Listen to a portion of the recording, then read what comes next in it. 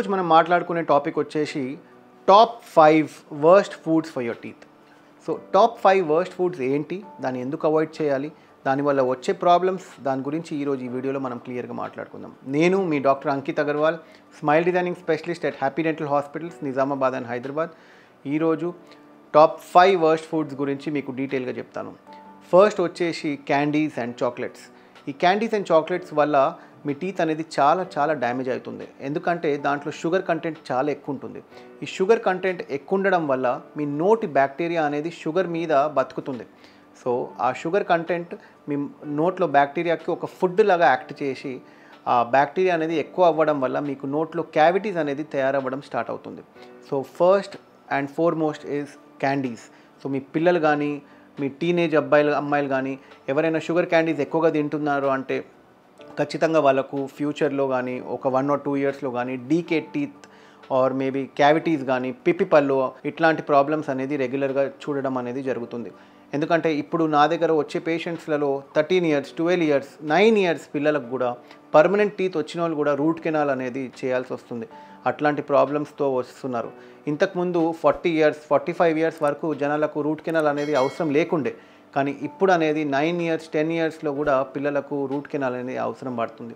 So that is one top reason sugar candies అనేది. ఇంకొకటి మీ chocolates కానీ, దట్ ఈస్ వన్. సెకండ్ వచ్చేసి citrus fruits. Citrus fruit అంటే నిమ్మకాయ కానీ, నిమ్మరసం కానీ ఇట్లాంటిది ఎక్కువగా వాడడం వల్ల, దాని యాసిడిక్ నేచర్ వల్ల మీ టీత్ అనేది కొంచెం అవ్వడం అనేది జరుగుతుంది. సో ఈ అరిగిపోవడం వల్ల ఏమవుతుంది, మీకు వాటర్ తాగినా, కూల్ వాటర్ తాగినా, ఐస్ క్రీమ్ తిన్నా, చల్లది తీసుకున్నా జువ్వుమనడం కానీ, గుంజడం కానీ, సెన్సిటివిటీ కావడం కానీ ఇట్లాంటి ప్రాబ్లమ్స్ అనేది చూడడం జరుగుతుంది.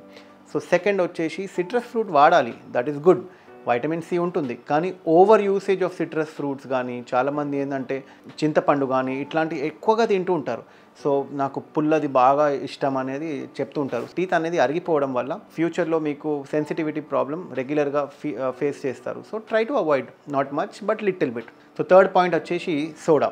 కోలా కానీ, కూల్ డ్రింక్స్ కానీ దేంట్లో గ్యాస్ ఉంటుంది, అదంతా సోడా కిందకే వస్తుంది. సో దానివల్ల, దాని యాసిడిక్ నేచర్ వల్ల మీ టీత్ అనేది అరిగిపోవడం జరుగుతుంది. దాంట్లో కూడా చాలా కంటెంట్, షుగర్ కంటెంట్ ఉంటుంది. కాబట్టి మీ టీత్ జల్దీగా అరిగిపోవడం వల్ల మీ టీత్ చిన్నగా అయిపోతాయి. తర్వాత మీ టీత్ అరిగిపోతాయి. మీకు గ్రైండింగ్ అనేది అవ్వడం వల్ల, మీ టీత్ అరిగిపోవడం వల్ల మీకు సెన్సిటివిటీ ప్రాబ్లం కానీ, పిప్పి పళ్ళు రావడం కానీ ఇట్లాంటి ప్రాబ్లం అవుతుంది. ఫోర్త్ వచ్చేసి హార్డ్ ఫుడ్. చాలామంది హార్డ్ ఫుడ్స్ తింటుంటారు.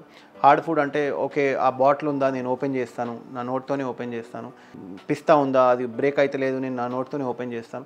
సో ఇట్లాంటివి హార్డ్ ఫుడ్స్ని కొద్దిగా అవాయిడ్ చేయాలి. ఎందుకంటే ఆ హార్డ్ ఫుడ్స్ ఎక్కువగా తినడం వల్ల మీ టీత్ అనేది సడన్గా డ్యామేజ్ అవ్వడానికి ఛాన్సెస్ ఉంటాయి. సో ఆ టీత్ డ్యామేజ్ అయితే ఖచ్చితంగా మీకు రూట్ కెనాల్ కానీ, దానికి రీప్లేస్మెంట్ కానీ ఇట్లాంటిది చేయాల్సి వస్తుంది.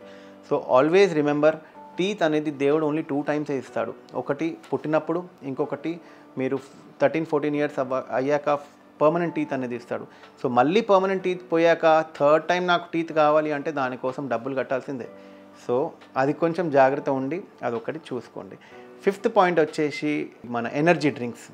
ఎనర్జీ డ్రింక్స్ ఇప్పుడు యూత్లో చాలా కామన్ అయిపోయింది. ప్రతి ఒక్కరు యూత్ ఎనర్జీ డ్రింక్స్ తీసుకోవడం కానీ, ఆ ఎనర్జీ డ్రింక్స్ అనేది దాంట్లో హై షుగర్ కంటెంట్ ఉంటుంది.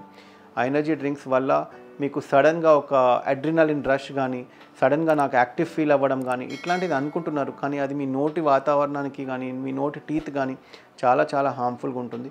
షుగర్ కంటెంట్ ఎక్కువగా ఉంటుంది, యాసిడిక్ నేచర్ ఉంటుంది. తర్వాత ఆ షుగర్ వచ్చేసి మీ టీత్ని పిప్పి పళ్ళులో మార్చేస్తుంది. కాబట్టి మీరు ఎనర్జీ డ్రింక్స్ అనేది కూడా కొద్దిగా అవాయిడ్ చేయాలి. సో ఐ హోప్ మీకు ఇవన్నీ పాయింట్స్ నచ్చాయి.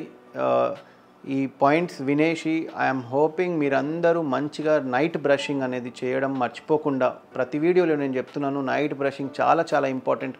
ఈ నైట్ బ్రషింగ్ గురించి నేను మళ్ళీ ఎందుకు చెప్తున్నాను అంటే, ఇండియాలో నేను ఒక రెవల్యూషన్ తీసుకురావడం అనుకుంటున్నాను. ఖచ్చితంగా నైట్ బ్రషింగ్ అనేది మన ఇండియాలో ప్రతి ఒక్కరికి అలవాటు కావాలని చెప్పేసి నేను కోరుకుంటున్నాను. నైట్ బ్రషింగ్ అలవాటు చేస్తే మీకు 50-60% వరకు పిప్పి పళ్ళు కానీ, బ్యాడ్ బ్రెత్ కానీ, డ్రై మౌత్ కానీ ఇట్లాంటి ప్రాబ్లమ్స్ అనేది రాకుండా ఉంటాయి. సో ఐ హోప్ మీకు ఈ వీడియో నచ్చింది.